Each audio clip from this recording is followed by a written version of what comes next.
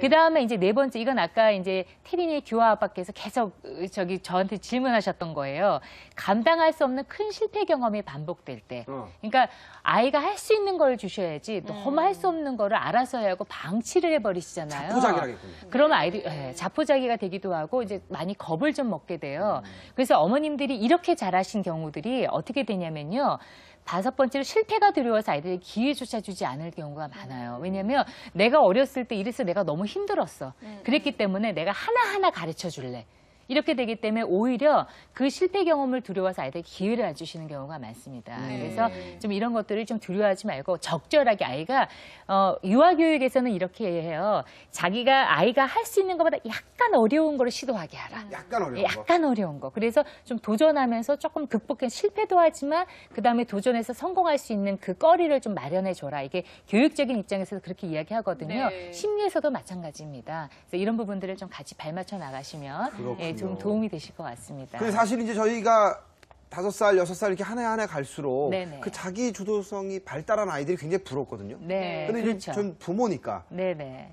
그럼 그런 부모는 어떻게 했는가? 네네. 어떤 환경을 아이들에게 주었는가 굉장히 궁금하거든요. 네. 근데 이제 우리가 자기주도성 지금 자꾸 이야기를 하면 어떻게 생각을 하냐면 그러면 나 혼자 내일 앙팡지게 해내는 거네. 네. 그러면 이렇게 또 뭐 좀 개별적으로 가는 거 아니야?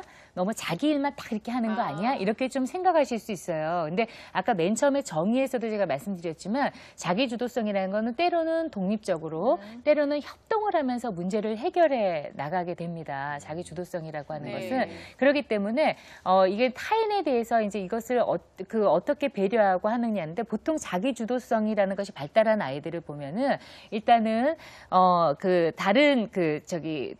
이 높을수록 다른 사람도 잘 배려해 줄 수밖에 없는데 그 이유가 왜 그러냐면요.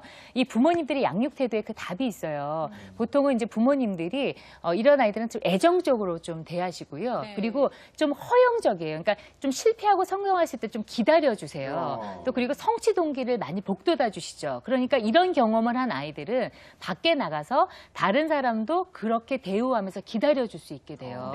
그래서 자기 자신도 일을 앙팡지게 하지만 다른 사람도 존중하면서 성취 동기를 북돋아주면 이렇게 할 수 있거든요. 그래서 대부분 자기주도성이 발달한 아이들을 연구를 한 연구 결과들을 보면 부모님의 양육 태도가 애정적이다. 그다음에 두 번째로는 성취 동기를 많이 북돋아준다.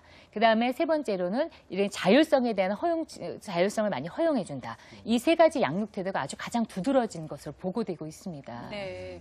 지금 방송 보시면서 나는 자기 주도성을 좀 키워주는 아이인가? 아니면 자기 주도성을 그냥 막고 있는 부모인가? 많이들 고민이 되실 것 같은데요. 저희가 자가 진단법도 준비했잖아요, 선생님. 하나씩 또 살펴봤으면 좋겠는데요. 네네네. 그래서 저희가 좀 보면은요, 일단은 저희가 표가 없는데요. 자가 체크리스트를 그냥 일단 제가 좀 말씀을 좀 드리겠습니다.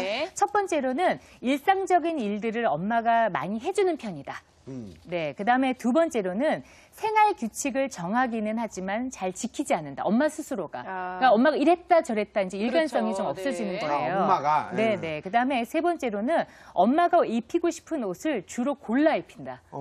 그래서 지금 웃고 계신 어머님들도 계시는데 그러니까 아이가 스스로 많이들 싸우죠. 아침마다 싸우죠. 그다음에 네 번째로는 모든 것을 엄마에게 묻게 한다. 그다음에 다섯 번째로는 놀이할 때 거의 엄마가 다 주도를 한다.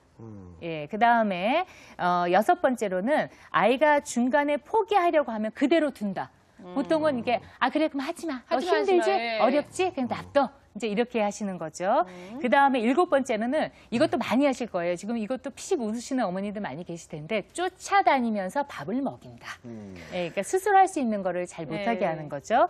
그다음에 마지막 여덟 번째는 잘 못한다고 생각하면 곧바로 해결책을 준다. 기다리면서 이렇게 하는 게 아니고요. 곧바로 이제 해결책을 주시는 거죠. 한 8가지 정도로 저희가 좀 생각을 해볼 수 있는데요. 자, 여기에서 혹시 적게 체크되는 게 좋은 겁니까? 그럼요. 저 한 4개 정도 저희 집안은 4개 정도 체크되는 거예요. 그러면 딱 반이 되시는 거네요. 그러니까 모든 것을 엄마에게 물어보게 한다는 그렇게 해야 되는 거 아닌가요, 선생님? 아니요. 그것도 아이 연령에 따라서 좀 달라질 수 있죠. 예를 들면 규화가, 태린이가 엄마 나 똥 넣어도 돼? 이거 물으면 안 되죠. 되잖아요. 그러니까 큰 아이가. 아, 자기가 알아서 해야 되는 거예요? 예, 그거는. 가서 변 처리가 안 되면 엄마 나 좀 도와주세요는 할 수 있지만 그렇죠. 나 지금 엄마 화장실 가도 돼? 이건 묻는 거는 안 되죠. 그렇죠? 그래서 연령에 따라서 이게 묻는 거나 이런 것이 충분히 좀 달라질 수 있겠죠. 저는 한 2가지 정도인데요. 오. 그 그러니까 2가지도 세모 표시인데 네네. 아까 아이가 중간에 포기하려고 하면 그대로 놔둔다. 여기서 좀 찔렸던 게 네네. 아이가 이제 하다가 좀 잘 안 된다 그러면 내가 도와주는 거는 지금 어차피 도와주는 게 별로 의미가 없으니까 네. 그래 그럼 다음에 해봐. 네, 지금은 네. 그만해도 되고 다음에 해봐. 이런 식으로 자꾸 하게 되더라고요, 선생님이. 네, 네. 근데 놔두면 안 되는 거예요, 포기하는 그러니까 때? 그게 아이가 아까도 말씀드린 것처럼 조금 하기 어려운 그 정도 수준까지는 좀 견디도록. 그걸 좀 네. 치열업을 해줘요. 네, 격려해줘야 네, 돼요. 예. 그래서 그대로 그냥 그래 하지 마 다음에 해 이러지 마시고요.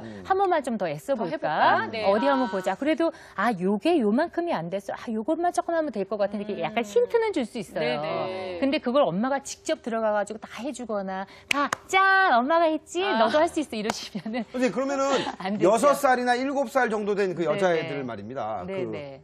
좀 비밀이 있어도 되나요, 엄마한테? 사실은 비밀이 좀 있어야 돼요. 그러니까 인간관계가 정말 건강해지려면은요, 건강한 거리감이라는 것이 반드시 있어야 됩니다. 네. 엄마하고 아이하고 너무 한 몸이 돼서 이렇게 밀착이 돼버리면 이거 나중에 좀 큰일 납니다. 네, 그럼 네. 엄마가 좀 일부러 안 물어봐줘도 되겠군요. 네네. 너무 꼬치꼬치 묻지 마시고요. 좀 기다려주시면 아이가